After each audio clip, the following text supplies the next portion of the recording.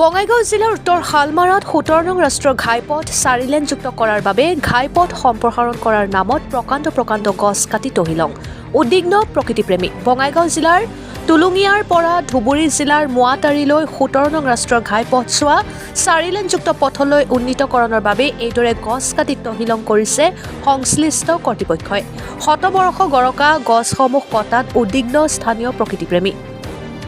একোডাল পুৰঠ গছে প্ৰতিদিনে ২৭০ পৰা ৩০০ মিটাৰ অক্সিজেন দিয়ে, যিয়ে ৫০-৬০ জন লোকক জীয়াই থকাত সহায় কৰে বুলি দাবী প্ৰকৃতিপ্ৰেমীৰ।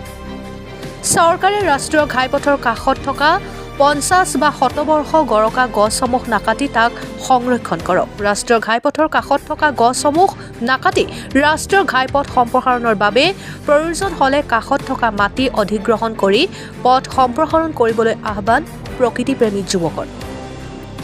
অভয়াপুৰীৰ পৰা আজিজুল ইছলামৰ ৰিপৰ্ট, অৰুণোদয় আছাম। কৰ্তৃপক্ষই পথ উন্নয়নৰ নামত বা পথ বিকাশ বা ডেভেলপমেণ্ট আৰু লগতে বহলোৱাৰ নামত যিটো পদ্ধতি তেওঁলোকে অৱলম্বন কৰিছে, আজি গোটেই ৰাস্তাটোৰ দুই চোৱাত গছ কাটি তহিলং কৰিছে, এইটোৰ মানে তীব্ৰ বিৰোধিতা কৰোঁ আৰু ইয়াক আমি নিন্দা জনাওঁ।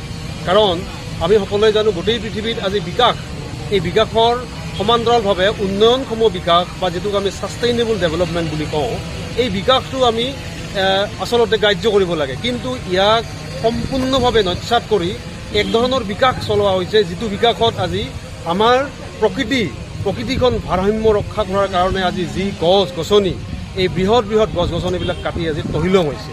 আপোনালোকে জানি আচৰিত হ'ব যে এডাল পুৰঠ গছে প্ৰায় ২৭০ৰ পৰা ৩০০ লিটাৰলৈকে অক্সিজেন এদিনত দিব পাৰে, আৰু যিটোৱে ৫০-৬০ জন মানুহৰ জীৱনৰ কাৰণে খুব মানে দৰকাৰী। আৰু এই ডাঙৰ গছবিলাক কাটি আজি আমি তহিলং কৰিছোঁ। আৰু বিকাশৰ নামত, পথ বহলোৱাৰ নামত এইটো অতি সোনকালে বন্ধ কৰিব লাগে। আমি জানো যে গোটেই পৃথিৱীত আজি গোলকীয় উত্তাপন হৈছে, জলবায়ু পৰিৱৰ্তন হৈছে। এই গোলকীয় উত্তাপন আৰু পৰিৱৰ্তন যদি আমি ৰোধ কৰিব লাগে, তেতিয়াহ'লে বৃক্ষবিলাক আমি ৰক্ষা কৰিবই লাগিব। আমি অকল ৰোপণ কৰিলেই নহ'ব। হয়, আজি চৰকাৰীভাৱেও যথেষ্ট গছ বা গছৰ পুলি আজি ৰোপণ কৰা হৈছে, কিন্তু এইবিলাক হ'বলৈ বহু বছৰ লাগিব। আৰু ইতিমধ্যে যিবিলাক গছ ৪০-৫০ বছৰ হৈছে, ১০০ বছৰ হৈছে, এই গছবিলাক আমি ঘূৰাই আনিবলৈ আকৌ ১০০ বছৰ ৰ'ব লাগিব। গতিকে এই যিটো পদ্ধতি, এই যিটো বিকাশৰ পথ, মই ভাবোঁ চৰকাৰে অনতিপলমে বন্ধ কৰক আৰু নতুন কিবা ব্যৱস্থা গ্ৰহণ কৰক, যাৰ জৰিয়তে এই ধৰণৰ ডাঙৰ বৃক্ষবিলাক আমাৰ মানে ৰাস্তাৰ দুকাষে থকা এই বৃক্ষবিলাক যাতে ৰক্ষা কৰিব পৰা যায়। ৰাইজকো আহ্বান জনাইছোঁ, ৰাইজেও প্ৰতিবাদ কৰক।